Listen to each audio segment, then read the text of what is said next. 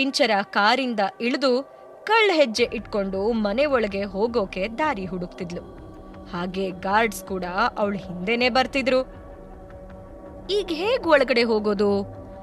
Main ಗೇಟಲ್ಲಿ, side ಗೇಟಲ್ಲಿ CCTV ಇದೆ.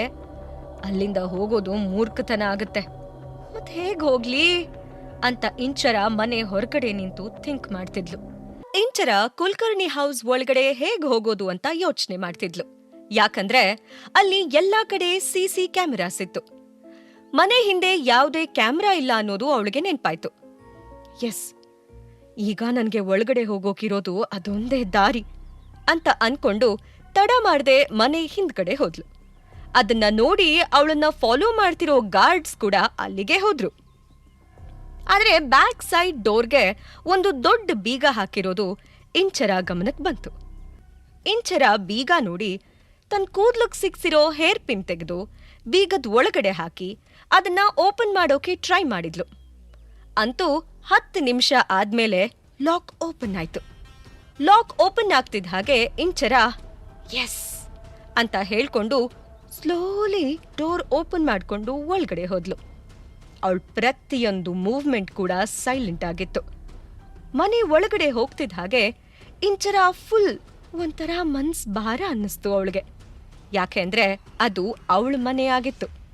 ಆ ಮನೆ ಜೊತೆ ಅವಳಿಗೆ ಸ್ಟ್ರಾಂಗ್ ಬಾಂಡಿಂಗ್ ಇತ್ತು. ಅಲ್ಲಿಗೆ ಬರ್ತಿದ್ದ ಹಾಗೆ ಅವಳಿಗೆ ಈ ಮನೇಲಿ ಕಳೆದಿರೋ ತನ್ನ ಬಾಲ್ಯ, ಯೌವನ ಎಲ್ಲ ಕಣ್ಮುಂದೆ ಬಂತು. ಇಂಚರ ಹೆಜ್ಜೆ ಸೌಂಡ್ ಮಾಡ್ದೆ ಸ್ಲೋಲಿ ಒಂದೊಂದೇ ಮೆಟ್ಲು ಹತ್ಕೊಂಡು ಮೇಲ್ಗಡೆ ಹೋದ್ಲು. ಆದ್ರೆ ಮೇಲ್ಗಡೆ ಹೋಗಿ ನೋಡಿದ್ರೆ ಸುತ್ತಲೂ ಬರೀ ಕತ್ಲಿತ್ತು. ಯಾಕೆ ಅಂದ್ರೆ ಈ ಟೈಮಲ್ಲಿ ಎಲ್ರೂ ಮಲ್ಗಿರ್ತಾರೆ. ಹಾಗಾಗಿ ಯಾರೂ ತನ್ನನ್ನ ನೋಡೋ ಚಾನ್ಸ್ ಇಲ್ಲ ಅಂತ ಇಂಚರಾಗೆ ಭರವಸೆ ಇತ್ತು. ತನ್ನ ಹೆಜ್ಜೆ ಶಬ್ದ ಯಾರಿಗೂ ಕೇಳಿಸ್ಬಾರ್ದು ಅಂತ ಅವಳು ತುಂಬಾ ಕೇರ್ಫುಲ್ ಆಗಿ ನಡ್ಕೊಂಡು ಹೋಗ್ತಿದ್ಲು. ಅವಳು ಗೋಡೆ ಹಿಡ್ಕೊಂಡು ಅಜ್ಜಿ ರೂಮ್ ಹುಡುಕ್ತಾ ಹೊರಟ್ಲು. ಈ ಕತ್ಲಲ್ಲಿ ಯಾರಿಗೂ ಕಾಣದೇ ಇರೋ ಹಾಗೆ ಅಜ್ಜಿ ರೂಮ್ಗೆ ಹೋಗೋದು ಅವಳ ಪ್ಲಾನ್ ಆಗಿತ್ತು.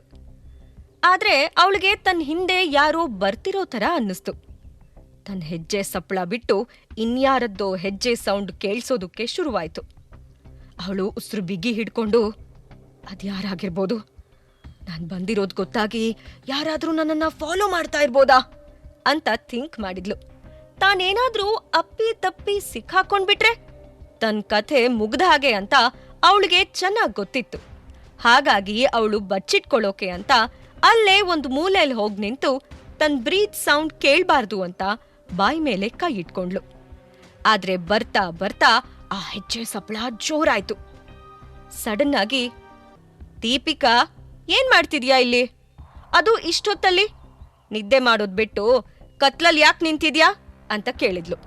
ಆಗ ದೀಪಿಕಾ, ಮಮ್ಮಿ, ಇಲ್ಲಿ ಯಾರೋ ಬಂದಾಗನ್ನಿಸ್ತು, ಅದಕ್ಕೆ ಯಾರು ಅಂತ ನೋಡೋಕ್ ಬಂದೆ. ನೀನ್ ಯಾಕೆ ಬರೋಕ್ ಹೋದೆ? ಹೋಗ್ ಮಲ್ಕೋ ಅಂತ ಹೇಳ್ತಾ ಅಮ್ಮನ್ ಕಡೆ ಹೊರಟ್ಲು. ದೀಪಿಕಾ ವನಜಾಕ್ಷಿ ಹತ್ರ, ಮಾಮ್, ಏನಾಯ್ತು? ಯಾಕೆ ಟೆನ್ಷನ್ ಮಾಡ್ಕೊಂಡಿದ್ಯಾ ಅಂತ ಕೇಳಿದ್ಲು. ಅದಕ್ಕೆ ವನಜಾಕ್ಷಿ, ನನಗಂತೂ ಆ ಮುದ್ಕಿ ಬಗ್ಗೆ ಯೋಚ್ಸಿ ಸಿಟ್ಟು ಬರ್ತಿದೆ ಅಂದ್ಲು. ಅವಳ ಅಜ್ಜಿ ಬಗ್ಗೆ ಹೇಳಿದ್ ಕೇಳಿ ಇಂಚರ ಕಿವಿ ನೆಟ್ಗಾಗಿ ಅವಳು ಕಳ್ಳ ಹೆಜ್ಜೆ ಇಟ್ಕೊಂಡು ದೀಪಿಕಾ ವನಜಾಕ್ಷಿನ ಫಾಲೋ ಮಾಡ್ಕೊಂಡು ಹೊರಟ್ಲು. ವನಜಾಕ್ಷಿ ಕಂಟಿನ್ಯೂ ಮಾಡಿ, ದೀಪಿಕಾ, ಮುದ್ಕಿ ಹೇಗಿದ್ದಾಳೆ ಅಂತ ಕೇಳಿದ್ಲು. ಅದಕ್ಕೆ ದೀಪಿಕಾ, ಅವಳಿಗೇನು, ಚೆನ್ನಾಗೇ ಇದ್ದಾಳೆ. ಇಷ್ಟು ಬೇಗ ಸಾಯೋ ಜೀವ ಅಲ್ಲ ಅವಳದು. ನಮ್ಗೆ ತುಂಬಾ ಕೆಲ್ಸಕ್ ಬರ್ತಾಳೆ. ಎಲ್ಲಿವರೆಗೂ ಅವಳು ನಮ್ಗೆ ಯೂಸ್ಗ್ ಬರ್ತಾಳೋ ಅಲ್ಲಿವರೆಗೂ ಅವಳಿಗೆ ಜಾಸ್ತಿ ತೊಂದರೆ ಕೊಡೋಕ್ ಹೋಗ್ಬಾರ್ದು. ಮೊದ್ಲೇ ವಯಸ್ಸಾಗಿದೆ, ಆಮೇಲೆ ಹೊಗೆ ಹಾಕೊಂಡ್ಬಿಟ್ರೆ ಕಷ್ಟ. ಅವಳು ಸತ್ ಮೇಲೆ ನಮ್ಗೇನು ಉಪಯೋಗ ಇಲ್ಲ ಅಂದ್ಲು. ಆ ಮುದ್ಕಿಯಿಂದ ಅದೊಂದಾದ್ರೂ ಕೆಲ್ಸ ಆಗ್ಲಿ, ಇಲ್ಲ ಅಂದ್ರೆ ಸುಮ್ನೆ ಅವಳು ಭೂಮಿಗ್ ಭಾರ, ಕೂಳಿಗ್ ದಂಡ. ಅವಳು ಎಲ್ಲಿವರೆಗೂ ನಮ್ ಕೆಲ್ಸಕ್ ಬರ್ತಾಳೋ ಅಲ್ಲಿ ತನಕ ಅವಳನ್ನ ಸರಿಯಾಗಿ ನೋಡ್ಕೋ. ಈ ಸಲ ಯಾಮಾರಿ ನಾವ್ಯಾವ್ದೇ ತಪ್ಪು ಮಾಡಬಾರ್ದು. ನಾವ್ ಇಡೋ ಪ್ರತಿ ಹೆಜ್ಜೆನೂ ಕೇರ್ಫುಲ್ ಆಗಿರ್ಬೇಕು ಅಂದ್ಲು.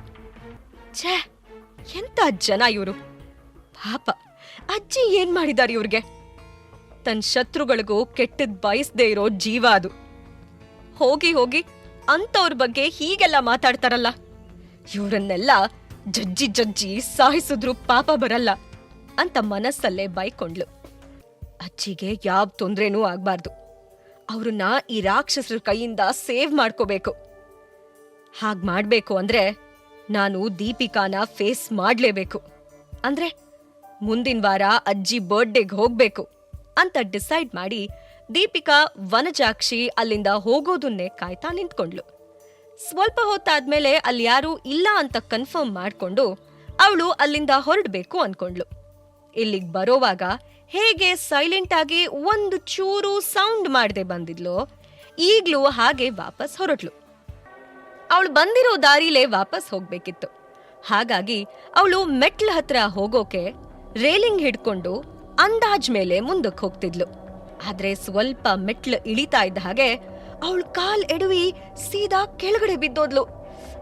ಆ ಅಂತ ತನ್ನ ಬಾಯಿಂದ ಬರೋಕೂ ಮುಂಚೆನೆ ಅವಳು ತನ್ನ ಕೈಯಿಂದ ಬಾಯನ್ನ ಮುಚ್ಕೊಂಡ್ಲು. ಬಿದ್ದಿರೋ ರಭಸಕ್ಕೆ ಅವಳ ಕಾಲು ಕೈ ಎರಡೂ ಏಟಾಯ್ತು. ತುಂಬಾ ನೋವಾಗ್ತಿದ್ರು ಅದನ್ನ ಎಕ್ಸ್ಪ್ರೆಸ್ ಮಾಡೋಕಾಗ್ತಿರ್ಲಿಲ್ಲ. ತಾನ್ ಬಿದ್ದಿರೋ ಶಬ್ದ ಯಾರಿಗಾದ್ರೂ ಕೇಳಿಸ್ಬಿಟ್ಟಿದ್ರೆ ಅಂತ ಅವಳಿಗೆ ಭಯ ಬೇರೆ ಶುರುವಾಯ್ತು. ಸ್ವಲ್ಪ ಹೊತ್ತು ಬಿಟ್ಟು ಅವಳು ಹೇಗೋ ತನ್ನಂತಾನು ಸಂಭಾಳಿಸ್ಕೊಂಡು ತನ್ನ ಕಾಲು ಹಿಡ್ಕೊಂಡು ಸ್ಲೋಲಿ ಎದ್ದು ನಿಲ್ಲೋಕೆ ಪ್ರಯತ್ನ ಮಾಡಿದ್ಲು. ಆದ್ರೆ ತನ್ನ ಕಾಲಿಂದ ಜೋರಾಗಿ ರಕ್ತ ಸುರಿತಿರೋದು ಅವಳು ಗಮನಕ್ಕೆ ಬಂತು. ತನ್ನ ನೋವು ತಡ್ಕೊಂಡು ಇಂಚರ ಹೇಗೋ ಕಷ್ಟಪಟ್ಟು ಗೋಡೆ ಹಿಡ್ಕೊಂಡು ಎದ್ ನಿಂತ್ಲು. ಕುಂಟ್ತಾನೆ ಮನೆಯಿಂದ ಆಚೆ ಬಂದು ತನ್ನ ಕಾರ್ ಪಾರ್ಕ್ ಮಾಡಿರೋ ಕಡೆ ಹೊರಟ್ಲು.